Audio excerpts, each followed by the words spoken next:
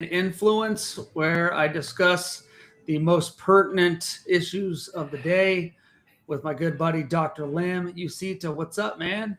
Yes, sir. So good to see you. Always great to get on a call with you and chat about leadership. And I'm really excited about today's lesson. Every time I think that we've had my favorite lesson, you write another one. And so today we're talking about something that every single leader needs to heed. They should listen to this, they should read the article and learn from it. And here it is: systematic blind spots will show up in your organization. And as your organization grows, it just gets worse unless you practice leadership the way that you should. So, Yeah. for our audience out there on YouTube and other platforms, these blind spots just aren't about bad people. They're not about weak vision, although those can be part of the problem. They're about gaps in your communication, accountability, and role clarity. And we're going to talk about all that today. So, you ready, Doc? I'm ready. Let's jump in. All right, man. Here's the first one. When it comes to talking about blind spots in leadership and organizations, why do early stage organizations communicate well at first, but then all of a sudden they struggle to grow? In the early stages, especially like in a startup situation, it's just a bunch of friends and a good idea, right? And you're sitting around, you're having these conversations, let's do this, let's build this, and it's really exciting. And then you start to build things, and then it gets uncomfortable. And it gets uncomfortable because you start figuring out stuff. And then all of a sudden, your meetings are boring and they're hard because you have deadlines, and it actually becomes work. It's no longer this fun thing that you were talking about. You actually have to produce stuff. And so, yeah, I've been a part of startups, just helping people like do their startups, and then it's fun at first, and we're just having conversations, and then I'm setting up meetings. They're like, okay, we got to do this, or we got to do this, and then all of a sudden they're like, dude, this is not fun anymore. And I'm like, yeah, but that's the work of building an organization. Like, it's easy at first when it's an idea, right? You haven't even written anything down on paper, and then once you start writing stuff down on paper, you start building stuff. Then you got meetings that have to actually produce something, and then it's not as fun anymore, right? And so it's fun in the beginning, and once you get going, it becomes work, and some people just don't want to work, right? And the other thing too is when you start adding other people to the organization, then you got to work with their personalities and their feelings and what they got to do, and then all of a sudden you got to get more organized, and nobody wants to get more organized unless you're, the organization guy, right? And you don't really start companies with the organization guy. They come a little bit later, right? So as the work grows and you need to become a little bit more organized, it becomes harder to do. And so that's why we struggle when we start growing, because then all of a sudden you need to include more people. Yeah, and here's the funny part: when the organization starts to grow, and they bring in the organization guy, he's always or she's always the most hated person on the team. Right, Why do we have to bring this guy in? We don't need this guy, but right. you do. You do. It, so okay, so that actually leads me to my next question, which is, what are the biggest symptoms that you have seen when a communication system is failing to scale as the company is growing? Yeah, I think the biggest symptom is, well, miss expectations, right?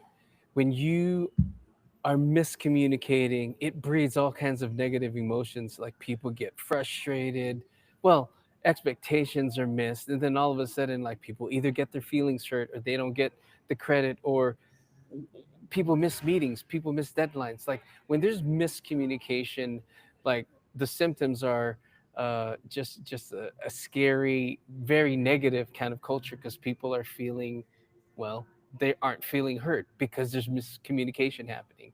And so it creates uncomfortable situations. And when you're missing expectations, you know um like, yeah, you're just gonna have to deal with people and their feelings. And then and the reason why those expectations were not met was because you had a communication problem to begin with. Yeah, one of my mentors owns a company and has several employees, and says, "Man, business was easy when there was nobody in the Right. company." Right. But I only had to manage myself. I was the only dummy I had to Right. manage. But now I got all these other people, and they've got Yeah. feelings. They have expectations. Yeah. They have worldviews, and you got to figure that out. Yeah. And so here's my first question for application this week for our YouTube watchers and listeners.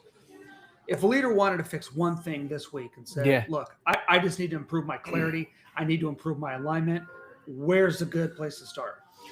When you take a look at your communication and what's happening in communication, I think the the biggest and maybe the first thing that you need to take a look at, is there a communication loop, right? Because some people think communication just one way is enough. You need that loop in order to get the feedback. So I say this, and then somebody gets an opportunity to communicate that feedback back to me, and then communication has happened when there's a loop. But communication one way is just an order, and you know about that in the military, right? there's no there's no feedback on it, and if you give feedback of not doing it, then you're in trouble. But in the military, you're just given an order. That's it. You do it. In as a leader working in an organization, working with the team that you want to build, if you want to fix one thing this week, fix that communication loop. Is there a way for you to get feedback from what you communicated? You're going to learn a lot. Yeah, that really, speaking of the Army, that makes me think about something else that you talk about in your article, which is the accountability gap. Yeah. And so when expectations are assumed instead of articulated, Yeah. things go awry, Yep. things go wrong. Yep. So, why do leaders, especially in ministry, nonprofit spaces, avoid accountability conversations? I think people in leadership think that leadership is, I tell you what to do. Again, like an order. I give you an order, and that's a shallow version of leadership. Like, it works in certain settings, but when you're trying to lead people, and you're trying to develop a sense of team, like, I tell you what to do is kind of a very shallow way of doing it. I've worked for leaders that just want blind following and no feedback, and I think leaders avoid accountability because they don't want it for themselves at the end of the day, right? They don't want to provide that accountability because they don't want it themselves. But the worst situation is, and I've seen leaders like this, they want to provide accountability for others but not for themselves. And you know that's hard. It's hard to work for a leader like that, because they're never wrong and they're always right, and then you're just told what to do. And again, that's not necessarily leadership. You're just being told what to do. Andy Stanley says that the higher you climb the leadership ladder, the more your butt is exposed. It's true. And the more that you do that, and you get higher and you have more responsibility, you do need people that are not yes men. And you and I, we talked on an earlier Yeah. episode Yeah. about yes men and how dangerous that is. Yeah. So to peel back the curtain for our audience a little bit, one of my favorite things, because I hate it so much, that Dr. Lim does, is we'll be talking and he'll say, "Hey, I have something to tell you," and then he'll tell me, he'll ask me why I'm doing something, and then he'll say, you might want to think about X, Y, and Z, and he'll say, or not. And I just think, all right, man, like, Lim knows me. We've been working together for a long time. He's one of those guys that not only can, but I expect him Hmm. to keep me accountable. Yeah. Leaders, do you have men and women in your life who are keeping you accountable? Because yeah, it's still uncomfortable Right. when Lim tells me something, or my other buddies, and they'll say, "Hey, look, Mo, I want you might want to think about whatever." And sometimes it's good. It's usually good advice. Yeah. Sometimes I'll take some of it. Sometimes I don't take any of it because Yeah. it's my responsibility. But I have people that are keeping me accountable. So if you don't have an accountability structure, you Yeah. need to figure that out. Yeah. Um, so to move on from that, but to stay in the same vein, when we're talking about the absence of clear accountability, um, how does this create a cultural fatigue or even resentment? Man, when there's no accountability, and when accountability is unclear, like, you never know whether you're doing well or not, right? um it's tiring because you'll get that feeling of like, well, I'm the problem because I never do anything right. You're always wrong. Like unclear accountability, yeah, definitely creates that fatigue and that resentment, and it's not great for team. um, it's kind of a very chaotic environment because you're just doing stuff but not getting any of the feedback, in light of the things that you're doing. And so, yeah, the absence of clear accountability, I guess it's good for some people because like then they can do whatever they want. Like if the there's if it's unclear, you should do whatever Yeah. you want, right? And like some people can like argue their way around those things. I'm like, no, this is what I did. And so, yeah, but unclear accountability doesn't really move the organization forward, right? You're just spinning. You're just like you're just doing your thing without necessarily doing the right thing because it's not clear. One thing that I see across the church spectrum with my clients, and I know you've seen similar things, is a lot of times the reason, for instance, a youth pastor is so bad, it's not necessarily their fault. It's the senior pastor's fault because Yeah, the senior pastor isn't accountable to anybody. And right. so he knows that. And so he says, well, I don't want to try to keep this youth pastor or other people in my organization accountable because then they're going to want to keep me accountable. And I already know I'm not doing my job. And so Yeah, everybody just gets complacent. yeah, Everybody just kind of looks the other way, but it's just bad. So yeah, if you're the top of the food chain, wherever you're at, if you're an executive or you're a pastor or whoever it is, you need to create that system. yeah. And so, my question for you is, Dr. Lim, what's one system or rhythm that can bring healthy accountability without it feeling harsh or bureaucratic? Somebody says, I want to do this, but I don't want it to seem like I'm dropping the hammer. Okay, I'll answer it this way. I worked for a pastor that didn't want any accountability. And so, because he didn't want any accountability, I was able to do all the same things that he did because that's the culture he created, right? And so, no one got in trouble for going out to eat or spending money in this way because that's what the leader did. So, we all did the same thing, you know? And then they started cracking down on it, and they're like, well, this is just for you guys, but like, we're going to continue to do, I, like, but that I share that story to say, sadly, the only person that can bring this is the leader, is the senior pastor, is the guy in charge, because like they're the one that sets the tone for the organization. They're the ones that create and build the culture. I can do what I can in my realm and in my area, and I do the best that I can. If I'm working for somebody, like this is the best that I can, the best that I got is like my sphere of influence. But sadly, only the leader can truly bring this, like you were just mentioning. Only the senior pastor can bring that healthy accountability.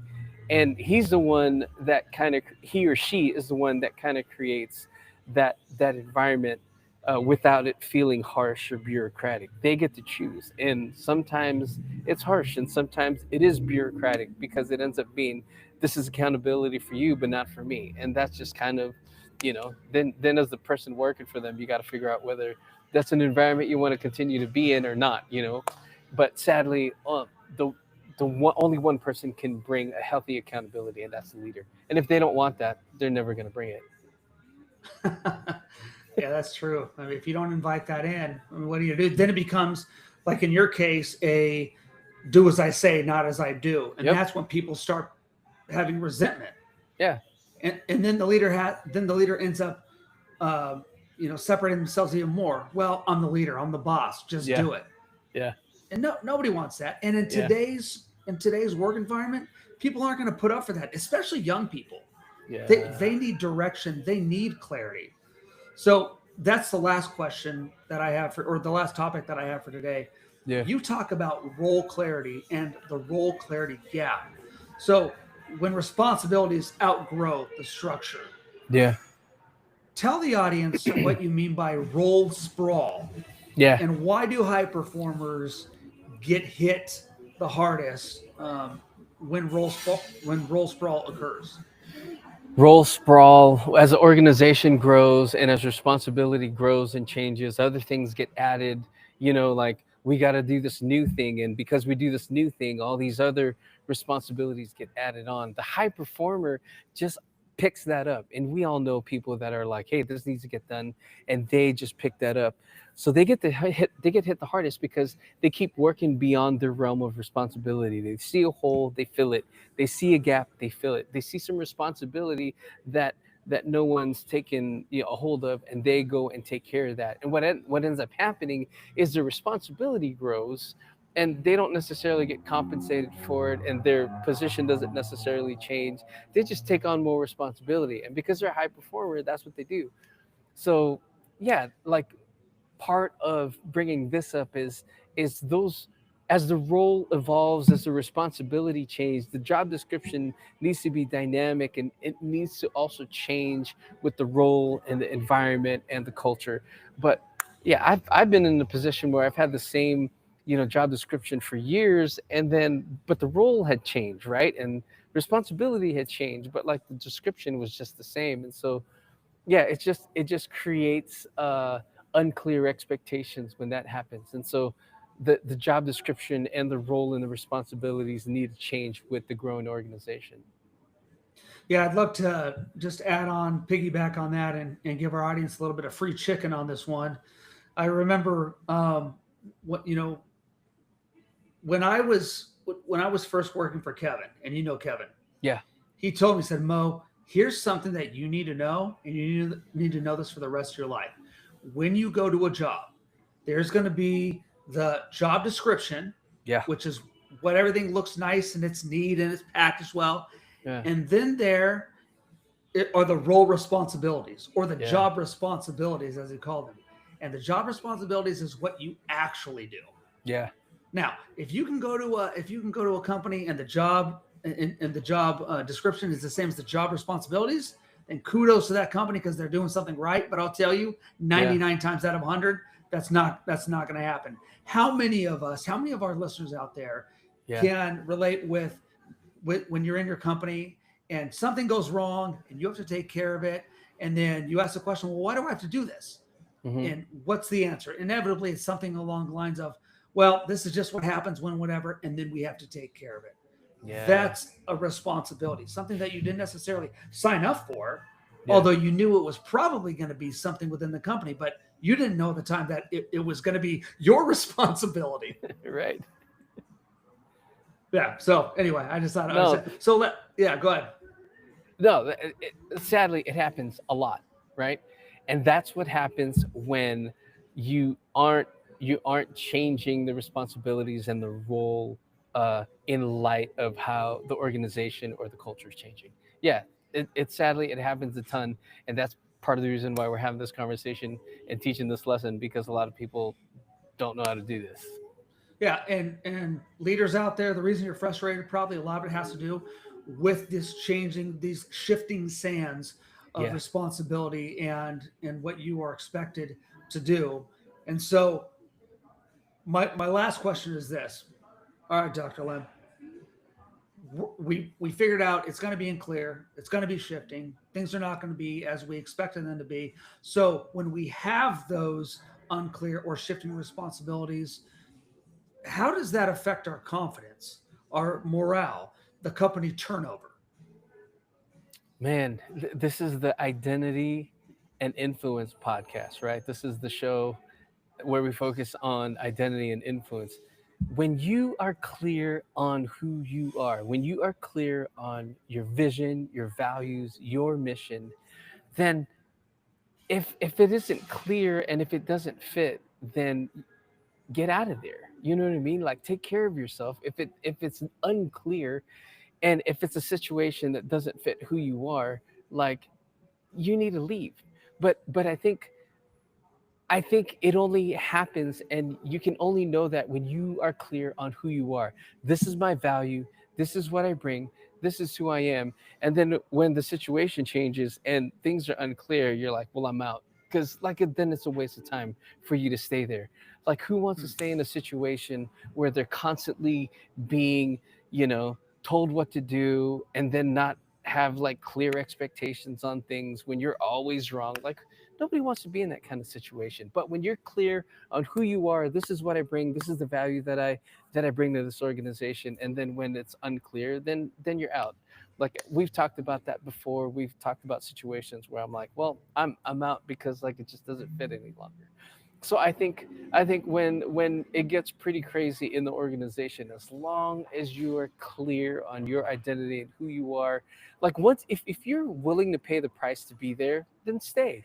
But if you know your value and you know your identity and you've done that work to figure that out, and the price to stay there gets too high for who you are, peace out.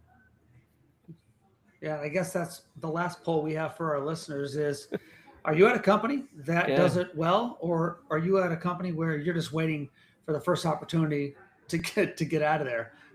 We'd love to hear your thoughts. So I guess in closing, I would say, look, leaders, these gaps aren't showing up because you're doing something wrong. You need to know that. Maybe you're doing something wrong. And if you've listened to this podcast enough, I would say, look, you're the problem. And so if you're in a bad situation, it's your problem because you got to leave. Yeah. The company is gonna do what they're gonna do. Your boss is gonna do what he or she's gonna do. You are responsible for you. But show up because you're going to keep growing. And growth without structure is going to create that drift we're talking about. Yeah. So today is an invitation to slow down, to diagnose your blind spots, and rebuild the systems and the support that you need from your people and need to give to your people. If you need help with that, we'd love to do that. Yep. That's why we do what we do. We take people through our DISC assessment and figure out the personality and say, are you in the right place? Are you with the right people?